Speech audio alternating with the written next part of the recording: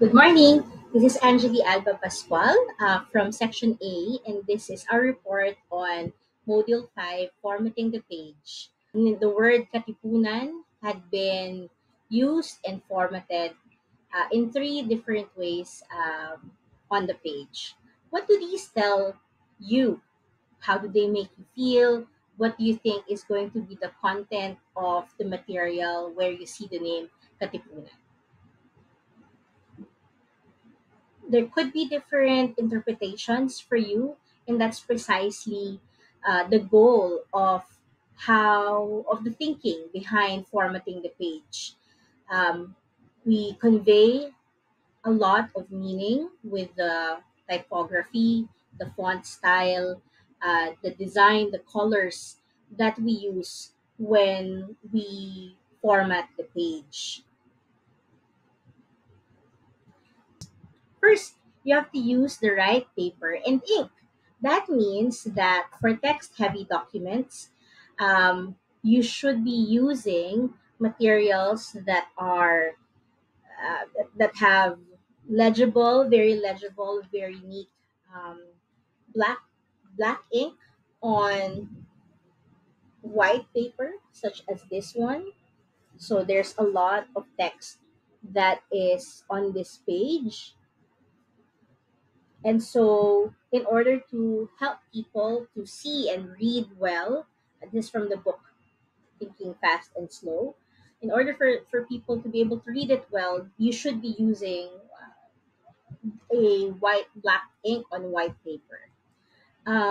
For things like leaflets, brochures, I we encourage using thicker quality materials so that it can handle being passed around various ways. So this example is from it's a brochure or flyer that came with my Maya card.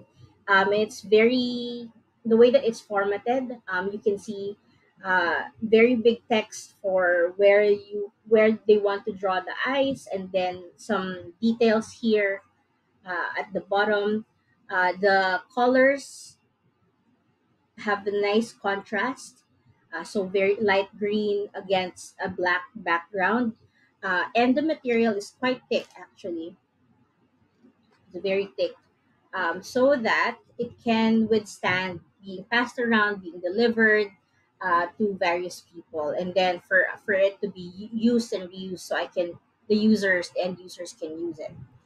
um, we also need to match our medium to the message. And I want to share this beautiful example from the Ateneo Wild. You'll probably see their content online on Instagram, Facebook, and Twitter, just showcasing the fauna and flora that's available in the Ateneo de Manila campus. It is a coloring book. So, as you can see, a lot of the material. So, it's first of all, the colors, as you can see here, are very much inspired by nature. So it's beige, tans, browns, and variations of greens. So colors that you will find in nature. It's also meant to be a coloring book. So you have this pages where you just have these line drawings of trees that can be found in the Ateneo campus. And the good thing here is because they know that this material is meant to be a coloring book. The material, I'm not sure if you can see this. The material is actually quite thick. It's almost like those sketch pads. That's the quality of the paper. So when you use it's useful for when you're using watercolors, for when you're using oil pastels, so it can withstand the type of handling, which is if you can compare it with a book like this one, which is meant to be read in the comfort of your home, not to be dog-eared. Sorry, um,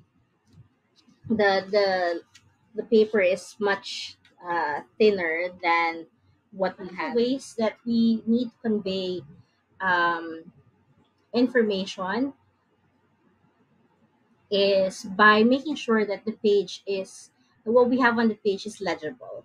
And we use that, oops, we use that through, for this, we have something called typography, which is the art and technique of arranging types or the in print actual physical metals that are used to print the ink on paper.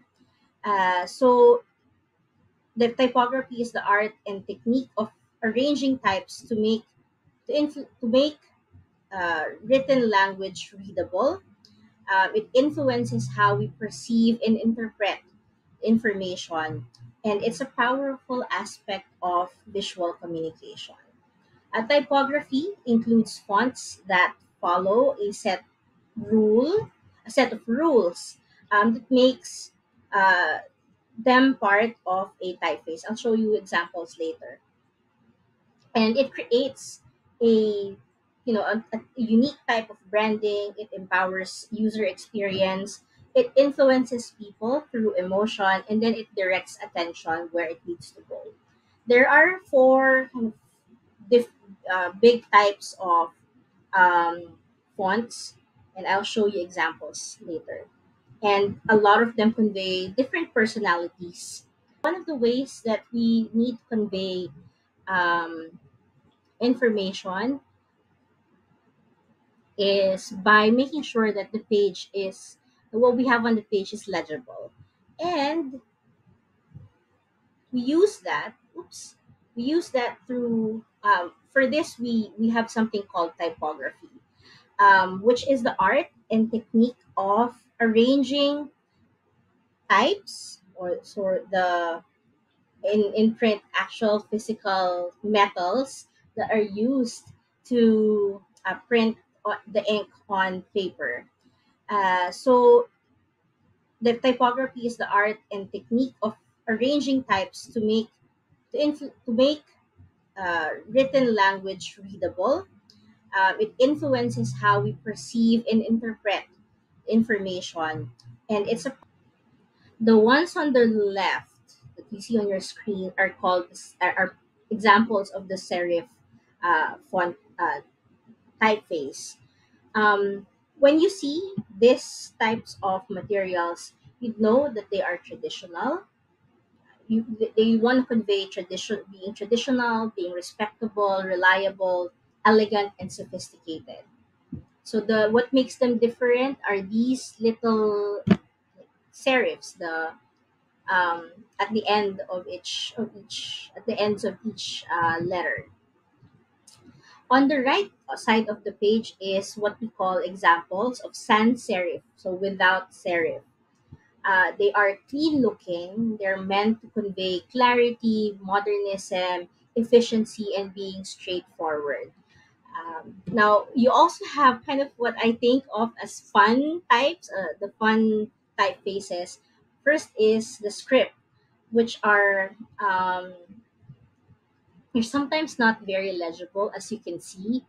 This means Sulat ni Rizal, Anastasia. This reads Sulat ni Rizal, Anastasia, Parisian. They're they convey elegance, particularly if they are not in if you're using them in down script, down type of formatting. But they're elegant. They're supposed to be creative. They're unique. They're supposed to show you person that they're personal notes because they look like handwritten notes, and they're meant to convey emotion. Um, on the right side of the page are what we call decorative.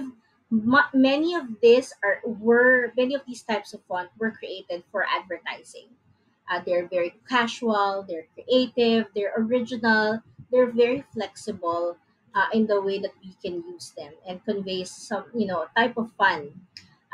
For both of these types of for both of these types, they are yes, they are creative and they can be used in different ways, but because we want the page to appear neatly and legibly, use them sparingly for when you are formatting the page.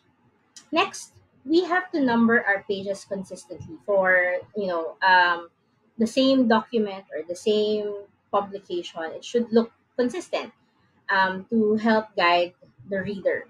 So, for example, this book that I showed earlier, this is they've decided that the pagination will appear at the bottom, on the middle of the page, and that remains consistent throughout the entirety of the book, the hundreds of pages, and it's going to be the same thing for all.